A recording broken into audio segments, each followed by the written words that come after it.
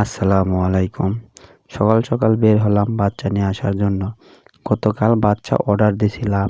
সকালে dealer phone দিয়ে বলতিছে জি ঘরে বাচ্চা নামছে, তোমার বাচ্চাগুলো এসে নিয়ে যাও। সেজন্য আমি আর শাহিন বাচ্চা নেওয়ার জন্য যাচ্ছি। যেহেতু আমরা সকালে যাচ্ছি বাচ্চা নিতে, সকালের আবহাওয়াটা অনেক সুন্দর ছিল, হালকাও বাতাস ছিল। ঠান্ডা ঠান্ডা বাতাস খাইতে খাইতে দেখতে দেখতে চলে আসলাম দোকানের সামনে। দোকানের লোকেশন হচ্ছে দুপচাচিয়া আক্কেলপুর রোড।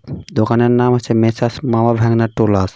তো দোকানের ভিতরে গেলাম। দোকানের ভিতরে যায় দেখি অনেক খামারি গল্প করতেছে, তাদের মুরগির অনেক সমস্যা এ সম্পর্কে ডিলারের সাথে গল্প করতেছে। তাই আমি ঘরে গেলাম, ঘরে যাই ডিলারের থেকে বাচ্চাগুলো বুঝে নিলাম। যেহেতু আমার ফার্ম অনেক ছোট, এই জন্য আমি বাচ্চা অর্ডার দিয়েছিলাম 260 পিস। যেহেতু একটা কার্টুনে বাচ্চা থাকে 40টা, 6টা কার্টুনে বাচ্চা আপনার হচ্ছে 240 পিস। এই জন্য আরও 20টা বাচ্চা নেওয়ার জন্য আমি একটা কার্টুন খুললাম, খুলে বাচ্চা 20টা আবার ভেনু করে নিয়ে নিলাম। মাশাআল্লাহ বাচ্চাগুলো দেখতে অনেক সুন্দর ছিল, গ্রোথ অনেক ভালো ছিল। বাচ্চার ওজন ছিল 40 গ্রাম করে। যেহেতু সকালে গেছিলাম, হালকা বাতাস ছিল, ঠান্ডা। যেহেতু বাচ্চা ঠান্ডা যদি না লাগে, এই জন্য আমি সামনে একটা চাটির বস্তা দিলাম, যাতে বাতাসটা যেন বাচ্চাকে না লাগে। ঠান্ডা বাতাস লাগলে বাচ্চার অনেক সমস্যা দেখা দিবে, এই জন্যে সুন্দর করে চাটি দিয়ে দিলাম।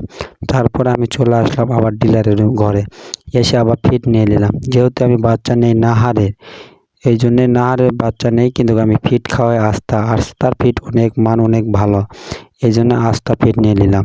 প্রথমে এক বস্তা আস্তা ফিড তুলে নিলাম গাড়িতে।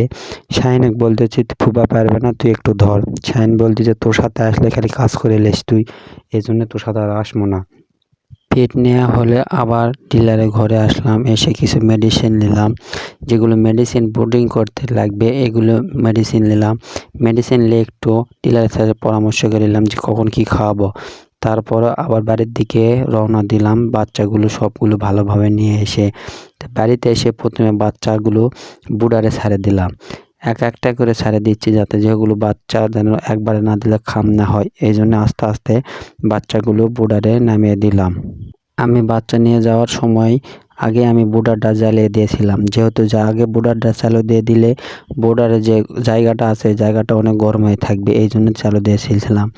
তারপর আমি প্রথমে ঔষধ দিয়ে পানি দিয়ে দিব। বাচ্চা যেহেতু জার্নি করে যাচ্ছে সকালে অনেক করে, এই জন্য আমি লাইসোভেট দিলাম প্রথমে পানিতে। এই লাইসোভেটটা আমি আজকে সারাদিন খাওয়াবো, রাতে দেবো অ্যান্টিবায়োটিক।